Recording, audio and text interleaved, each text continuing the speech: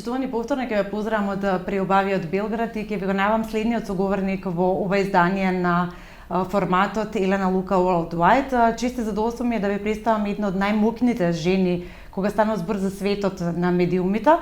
Ја знаете по незините одлични емисии кои што ги гледавте на националниот сервис и на уште неколку медиуми во Србија. Станува збор за Око, за ТВ форматот Клопка и секако емисијата Да, можда не.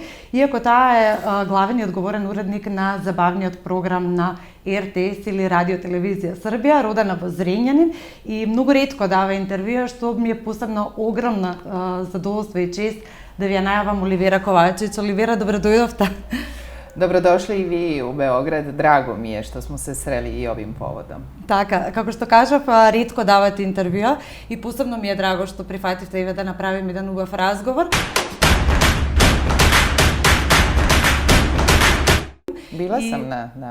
Bila sam. Da li vi mene razumete kada govorimo srpski, makedonski? Bukvalno, da. Ja vas razumem potpuno. Da. I doživljavam i Makedoniju kao svoj prostor, doživljavam kao svoje ljude. Одлично, убаво звучи така, ние ги доживуваме Србите.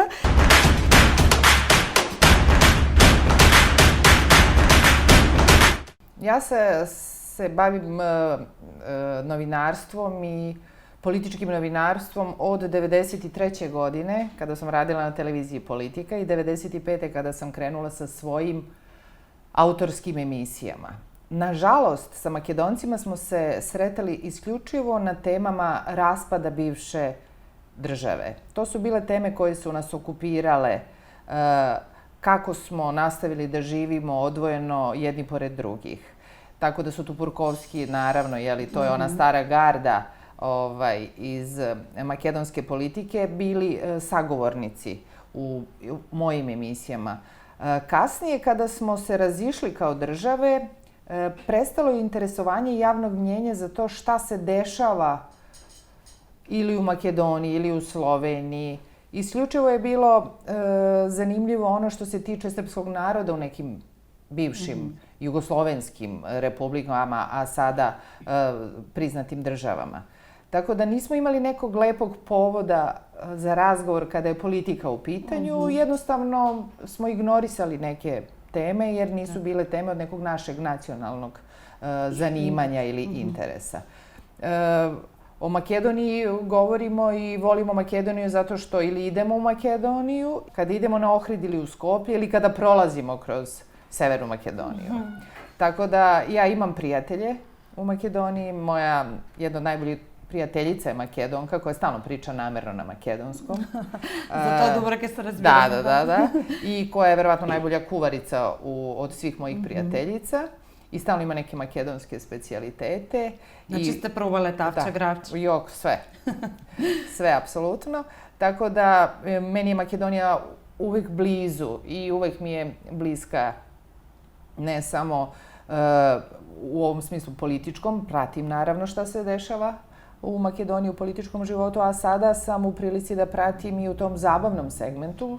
Želim da vam kažem da pre nekoliko dana u studiju Radio Televizije Srbije bila delegacija makedonska, predstavnika na pesmi Eurovizije ove godine, Vasilija, mislim. Da, Vasil Gabani. Tako je. I Meri su bili ovde. U našem studiju je snimljen njihov backup nastup kojim će se oni predstaviti u Rotterdamu u slučaju da makedonska delegacija ne uspe da ode na pesmu Eurovizije. Isto važi i za našu i za srpsku delegaciju. Snimili smo ova backup nastupa. Oni su zadovoljni otišli odavde i nama je bilo i čast i lepo druženje sa delegacijom Makedonije na pesmu Eurovizije, pa se nekako nadamo da ćemo i koji poen dobiti od makedonskog žirija. Stikako 12. Da, ja se nadam. Vidite kako vršim pritisak. Da, lobiramo što svega. Tako je, lobiramo jedni za druge, tako je. Ipak ja doživljam ovaj naš prostor zajednički, ko će nas podržati ako nećemo mi jedni drugi. Da, baš tako.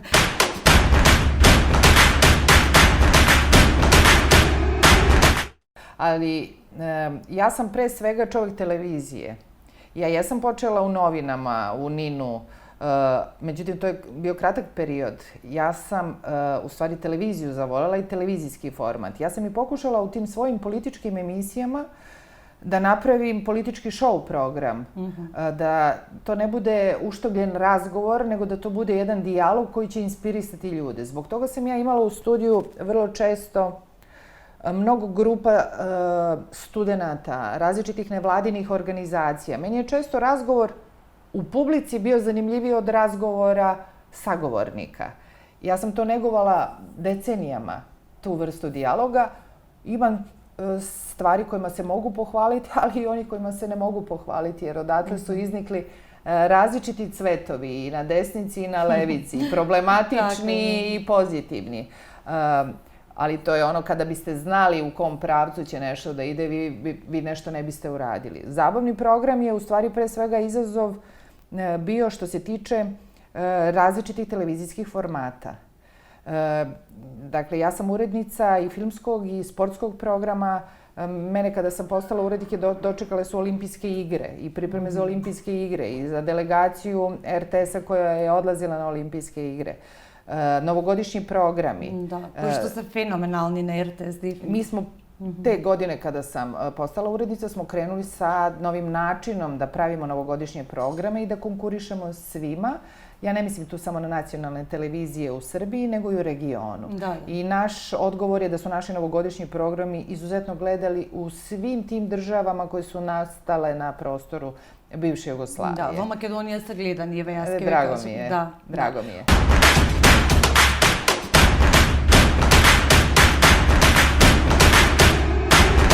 Jeste, zato to je najzahtevniji televizijski format koji mi radimo. Zbog toga što, recimo, vi nekada u studiju imate po 450 ljudi. Vi imate i pevače, i igrače, imate glumce, voditelje, orkestre. Kuriozitet našeg novogodišnjeg programa da se sve izvodi uživo. Sve. Recimo, 90% numera naši orkestri narodni, jer RTS ima ozbiljnu muzičku produkciju. Mi imamo 2 narodna orkestra, svi su zaposleni u RTS-u, Big Band i Simfonijski orkestar RTS-a. I to je ozbiljan muzički potencijal vrhunskih muzičara. I mi to koristimo i u tom novogodišnjem programu i mnoge zvezde su tu nastupale uz te naše orkestre. Sve je to važno uvezati i napraviti jednu smislenu i zanimljivu priču. Svake godine je ona na neki način slična, ali uvek drugačija. Znate, kada vam kažem može nešto drugo, pa ne može. U vestima su vesti. Da. Znate, na fudbalu je fudbalska utakmica. Samo je pitanje ko će bolje igrati. Ne možete da izmislite nova pravila na svakoj fudbalskoj utakmici. Pa tako i ovde postoje neka pravila. Muzika koju vole ljudi u Srbiji, jedno je kada ljudi odlaze na koncert Simfonijskog orkestra, a drugo je kada dočekuju Novu godinu. Ona se na našim prostorima dočekuju uz narodnu muziku prevashodno. Ljudi se vesele. I to je autentična muzika za ovaj prostor, da. Međutim, kaj vas to izgleda sofisticirano, moderno, zvuči poinako, da. Ima poinakva produkcija za razlika od ostanatitevo, to se izdvojiva u svega slučaju, iako javni od servis ne može da dozvoli ništa poinako. Pa trudimo se zaista da to bude vrhunskog kvaliteta i u vizualnom smislu napredujemo, i u muzičkom smislu, produkcijskom smislu, tako da ove godine očekujte tek da ćemo, pošto ja uglavnom pripremim koncept za iduću godinu već u januaru. I to znaju moje kolege kad kažu, evo sada, je li stigao novi projekat? Ja kažem, da, ja imam ideju za iduću novu godinu. Siko je čisto. Da. Tako da mi onda to krenemo u pripreme već u avgustu mesecu, jer je to neophodno. U zabavnom programu kvizovi su specijalnost naša i RTS ima najbolje kvizove u Srbiji i ne samo najbolje, nego najgledanije. Najgledanija emisija u Srbiji je Kviz Slagalica. To dobro govori o našoj publici, da ljudi u Srbiji ipak vole da prate, da slušaju nešto što je pametno. Da se educira, da. Tako je. Da ovde nisu razni programi neadekvatni najgledaniji, njih ima mnogo, ali oni nisu najgledaniji. Slagalica je najgledanija.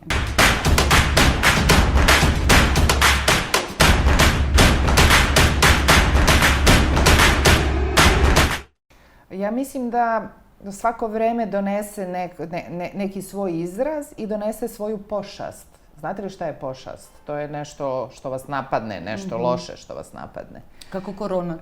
Tako je. Kao što je korona, evo, čitav svet zarobila.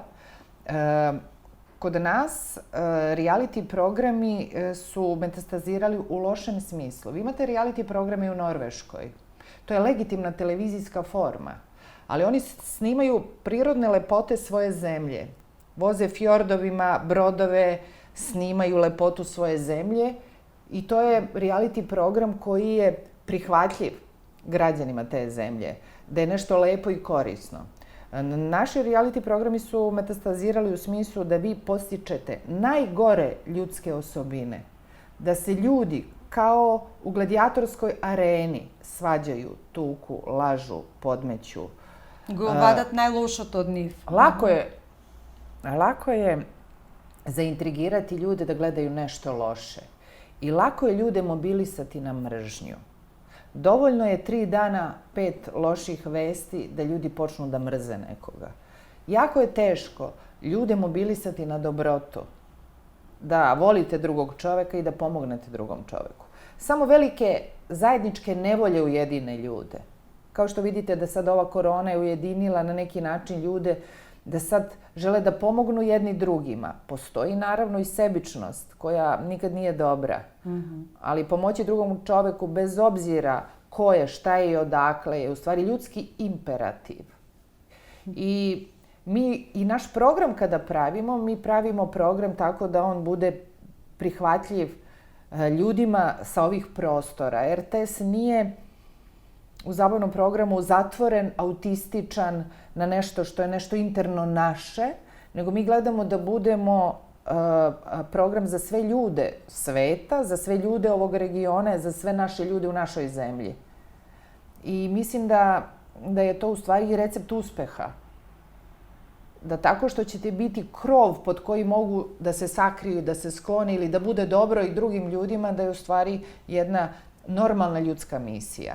Reality programi na komercijalnim stanicama su u dobroj meri zatrovali naše građane, zaglupeli.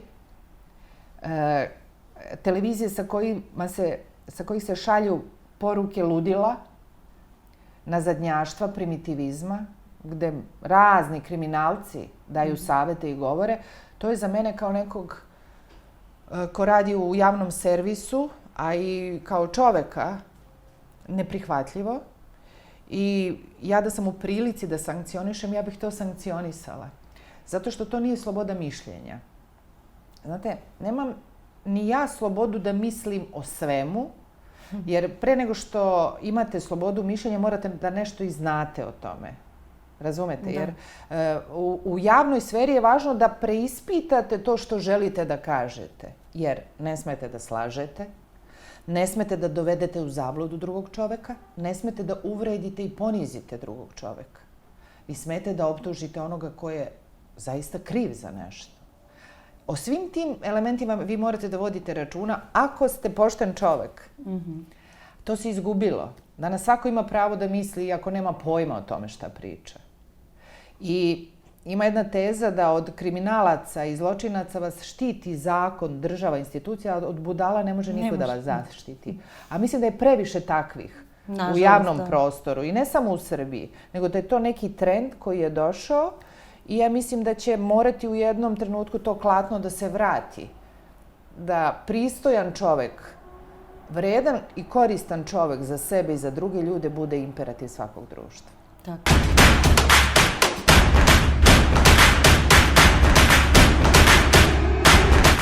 Ja sam shvatila da samo ono što ulažete u sebe i koliko popravljate sebe, ne mislim u estetskom smislu, nego, na primjer, kada razmislim kako sam o nekim stvarima razmišljala pre 20 godina, to mi je danas neprihvatljivo.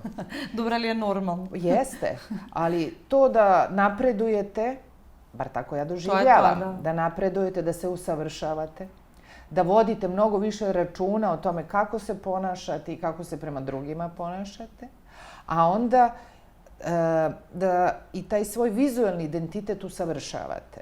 Znate, postoje razni modni trendovi. Sećate se kada smo kako smo izgledali 80-ih godina, kako danas nam smešno izgledaju te fotografije sa onim naramenicama i sve. Nekada je moda lepa, nekada je moda ružna. Ja sam naučila da ne pratim modu po svaku cenu, nego da izaberem ono šta najbolje mene odražava, u čemu se ja najbolje osjećam, i ono što je važno da to kako izgledam bude prilagođeno situaciji u kojoj sam. Ne izgledati isto na svadbi i na sahrani, u studiju ili sa drugaricama na kafi. I tu neku vrstu protokola ja mislim da su imali naši preci. Ja mislim i vaš i moj deda da je imao odelo koje nosi na svadbu, ne ide u pocepanim farmericama i patikama, jel? Tako. I ne možeš da trčaš na kevo odelo, mislim. Tako je, nego obučeš trenerku, ali ne ideš u trenerici na sahranu. Ne. Pa sad, to je u stvari pitanje našeg vremena i odnos, to je ono što mene najviše intrigira, odnos poštovanja prema drugom čoveku i njegovom trudu. Apsolutno, kako vo teatar. Ne možeš vo teatar da uđeš skinati farmerke. Znači, nešto što je red i nešto što je pristojno, ja mislim da je to poremetilo te odnose u našem društvu. Možda delom i zbog televizije, možda delom i zbog svih tih užasa koje gledamo, svih tih programa, reality, pa je sve sad kao nekako dozvoljeno, pa je sve kao nešto moderno, pa je imperativ mladosti nešto što ti nameće da ti moraš u farmericama da budeš mlad. Što ne mora da znači. Razumete? Da. Moj otac kad je otišao u penziju, obukao je farmerice, nosio je odelo ceo život i sad on misli da je mlađi zato što nosi farmerice, razumete? Da. Ali to je doživljaj nekih drugih generacija.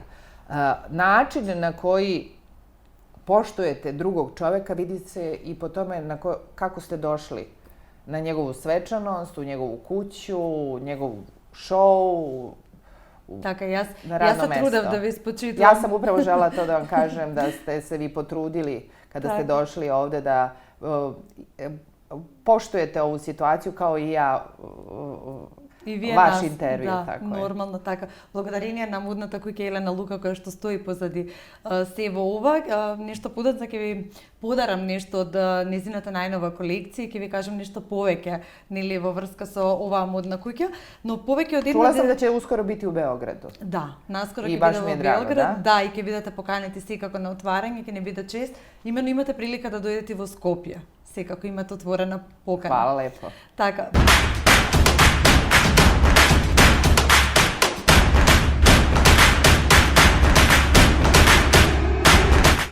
Ništa nisam izgubila.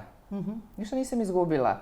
Ja sam bila iznenađena pozivom da neko ko je novinar u tom političkom svetu, političkom novinarstvu, dobije poziv da bude na prvoj naslovnoj.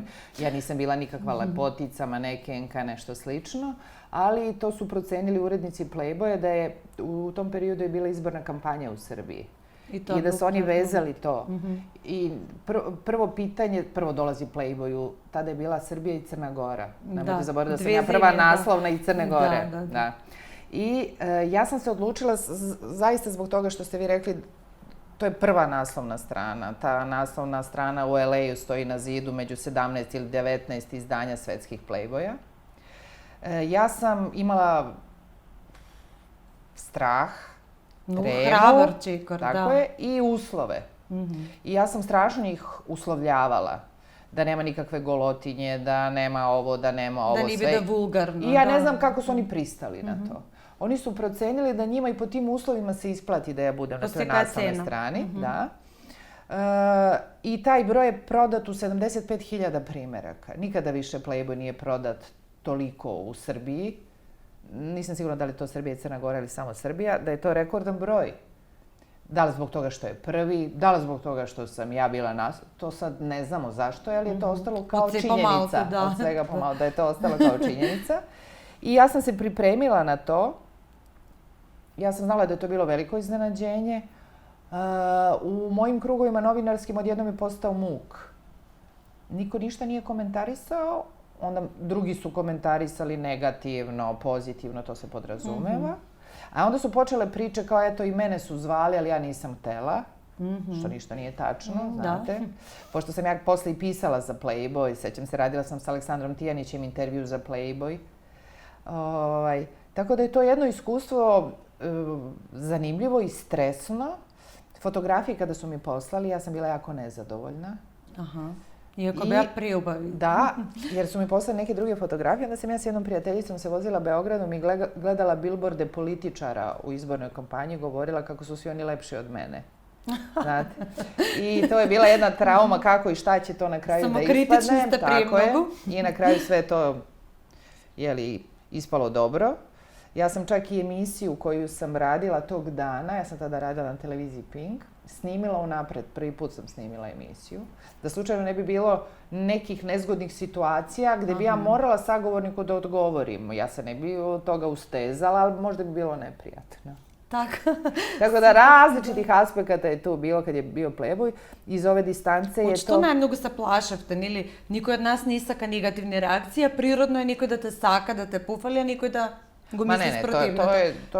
To samo razmišljate upravo o tome šta to može da vam oduzme na vašem autoritetu, u vašoj poziciji, na poslu koji radite. Ništa mi nije oduzeo. Odlično. Znači, vredalo, niste napravile pravi izbor. Ostala mi je bunda od prve naslovne strane Playboya koju sam kupila od honorara za Playboy. Super, odlično. I materijalno se splatala.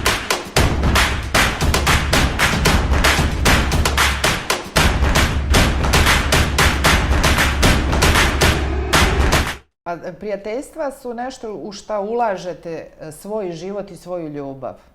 Ja imam prijatelje koji su moji prijatelji decenijama. Imam prijatelje sa fakulteta, prijatelje iz srednje škole, moje drugarice. Evo sedi ovde šminkerka s kojom se družimo od 94. godine kada smo zajedno radile. Znači, ja imam prijatelje koje sam birala prema sebi. Ja nisam birala prijatelje po trenutku popularnosti ili po tome što pripadate nekom društvu ili jet setu. I status, da. Zato što vi birate ljude sebi slične.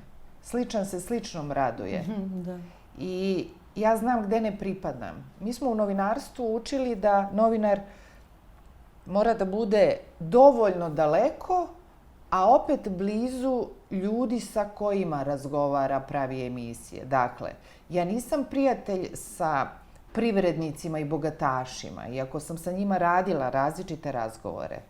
Ja nisam prijatelj sa političarima, iako sam sa njima toliko radila, nego držim jednu profesionalnu distancu, a družim se sa svojim prijateljima koji su uglavnom novinarke ili su iz tog mog novinarskog sveta, neki ljudi koji imamo zajedničke teme, iste brige. Zajednički interes, da. Razumemo jedni druge, pomažemo jedni drugima. I to je bio moj svet. Ja nisam... Uvek vam u životu neko uđe i neko izađe. Radite na jednoj televiziji, upoznate neke ljude, posle izgubite tu bliskost poslovnu, ali pravi prijatelji vam ostaju ceo život. Ja mogu da kažem da zaista imam, nemam mnogo, ali imam dovoljno prijatelja sa kojima mogu da podelim i svoju radost i svoju tugu i prijatelje na koje mogu da računam u različitim situacijama. Ja mislim da je to jedan od uspeha, zaista velikih uspeha u mom životu, što imam takvo okruženje. A onda uvek stičem neke nove drage ljude. Pa će vreme pokazati da li će oni ostati u mom životu i ja u njihovom ili će biti samo neke prolazne, dobre, lepe situacije. Prolazni patnice, da. Podržavam sve što će učiniti čoveka srećnijim. Mada moram da kažem da me malo frustrira taj imperativ mladosti. Da sve mora da bude mlado i lepo i zategnuto. Mi nismo voljeli naše tetke što su one mlade i lepe, nego što su one dobre. To što nam nudi nauka, to treba prigrliti.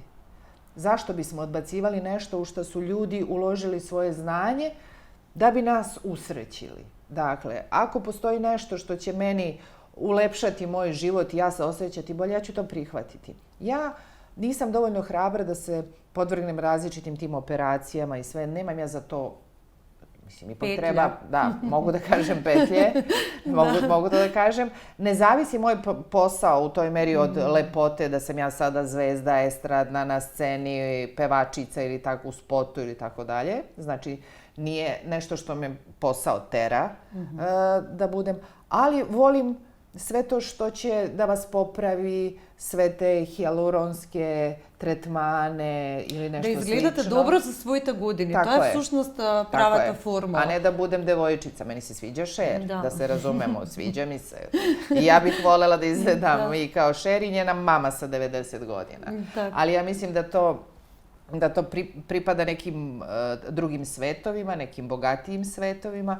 Ja mislim da je najvažnije da čovek izgleda pristojno i uredno.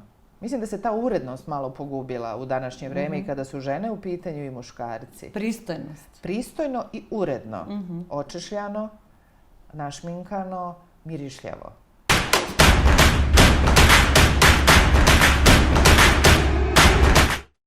Naravno, i sve od Balaševića. Ja sam prava Vojvođanka, iako su moji koreni sa drugih strana. I ja Vojvodinu zaista doživljavam kao svoj dom. A Balašević je bio simbol tog mog doma. Ja nisam imala sreću da ga upoznam. Da li je moguće? Da. Recimo, evo, to su neke stvari, ja poznajem toliko ljudi i malo šta i malo koga nisam upoznala. Balaševića nisam nikada upoznala, mislim da smo bili jednom zajedno na nekom skupu.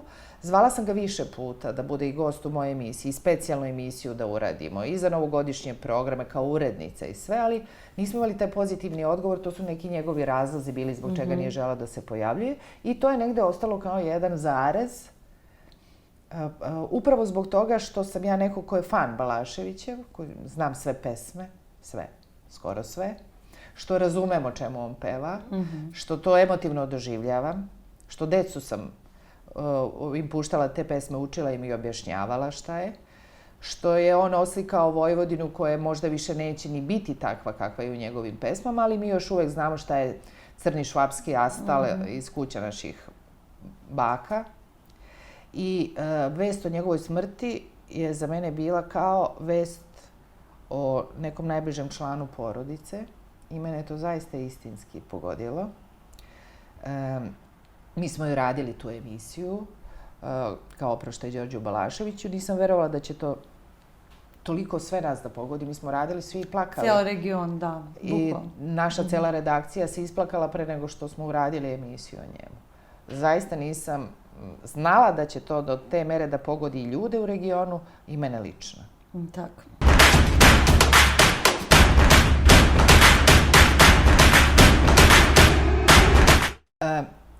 Ja mislim da je to prirodno. Mislim, možda se nećete složiti sa mnom. Ja mislim da je logično da je politika sve.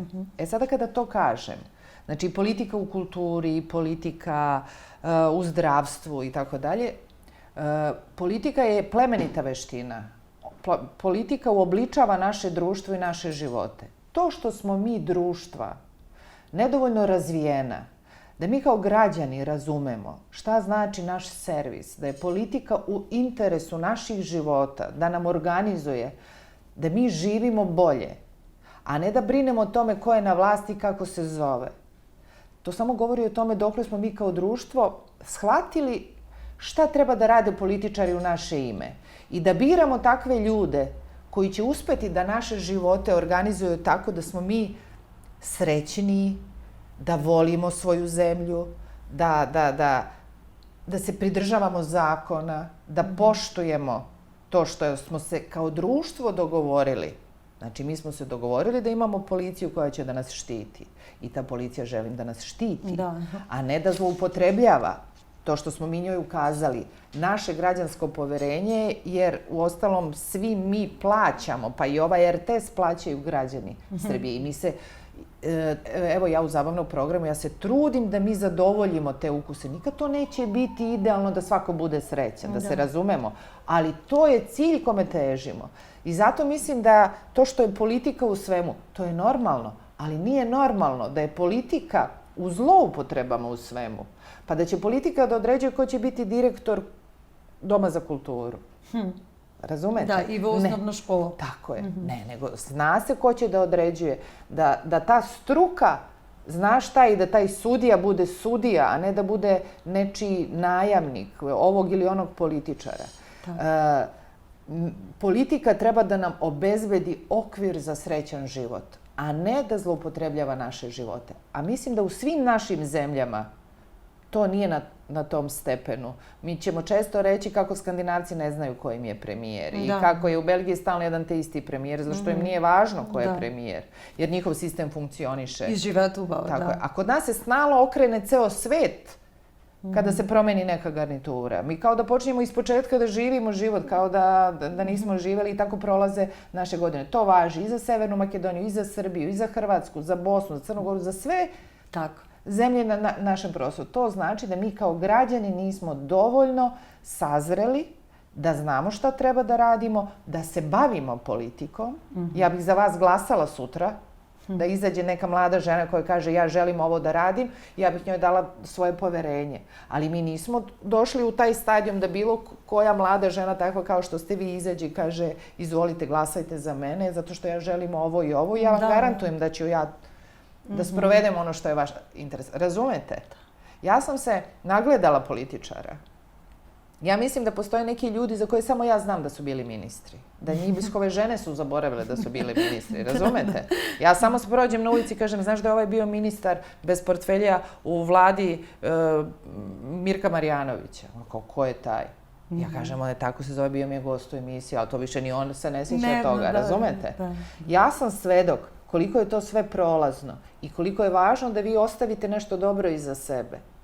Da ništa vas neće usrećiti, sitna korupcija, to prođe, sve se potroši. Nema novca koji nećete potrošiti.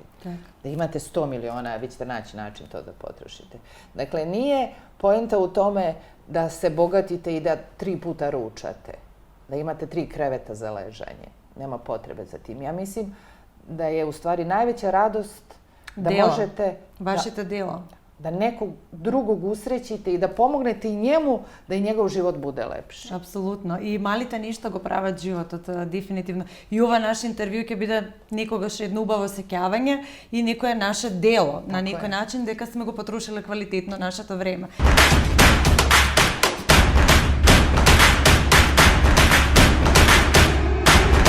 Pa nije mi to bio problem zbog toga što se ta serija snimala u studiju gde sam ja radila emisiju. I od mene se očekivalo da vodim razgovor. Situacija jeste bila smešna zbog toga što je Lane Gutović glumio Šojića i što je on smešan u toj ulozi i što je zaboravio tekst kad nabraja neke kese. Pa smo 5 puta nabrajali te kese pa sam na kraju držala napisane pembave, žute i ne znam već kako se zovu te kese. Recimo to mi je bilo smešno i on sam u toj ulozi, ali to je bilo zadovoljstvo. Miša Vukobratović mi je ponudio, ja sam tada na RTS-u radila, naravno da sam prihvatila, pa to je uvek neki lep izazov, neki iskorak u nešto drugo što niste radili, to voditelji često rade. Tako i to je ustane ili zapamtano kako delo.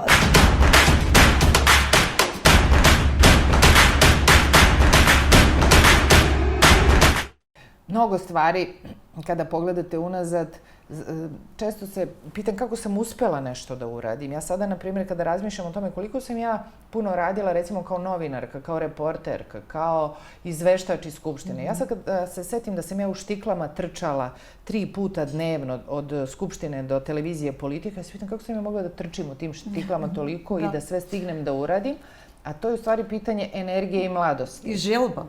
Želja, volja, to sticanje znanja, kontakata, kada vas nešto nosi. A mnogo stvari u tome svemu sam ja propustila. Ja za mnoge stvari u životu nisam imala hrabrosti. Ja nisam imala hrabrosti da izađem u neke svoje privatne poduhvate, lične, televizijske ili tako dalje. Iako sam, recimo, menjala televizije, što je takođe bila hrabrost. Znate, ljudi se zaposle jednom i čuvaju radno mesto do penzije. Ja se nisam toga plašila. Ja sam radila, ovo je 4. televizija na kojoj radim. Što i nije mnogo. Pa nije mnogo. Bo toliko duga karijera. Pa nije mnogo, ali opet nije ni ono normalno da svaki čas menjate posao. Ja sam radila na televiziji Politika, pa 3 godine na Pinku, pa 3 godine na BK televiziji dok je nisu zatvorili i onda na javnom servisu, na RTS-u. Tako da i te promene su uvek stresne i teške i novo okruženje i uvek počinjete iz početka. To je ono kao ajde sada iz početka, kao da moraš da se dokazuješ ponovo za sve to što si radio, a toliko si već kilometara prevalio. Tako da ima mnogo stvari koje ja nisam uradila gde sada stižu neka druga vremena, neke nove tehnologije, gde pokušavate u ovim godinama da stignete i da razumete taj svet mladi i društvene mreže, Instagrame i Twittere i to sve, da probate da budete deo tog sveta, iako po prirodi niste. Da. Ja sam i dalje televizijski svet beta kasete, a sada radim u drugim programima. I naravno da ceo život morate da učite i da se prilagođavate svemu tome da bi bili uspešni u tome što radite. Tako da mislim da sam imala previše učenja u životu. Previše stvari sam morala da učim. I taj rad, ne mislim samo na studije i na čitanje, nego mislim na taj rad u emisijama koje su bile tematski strašno šarolike. Da se bavim reality programima, gde mi je bio gost tada Vladika Porfirije, koji je danas patrijarh Srpske pravoslavne crkve.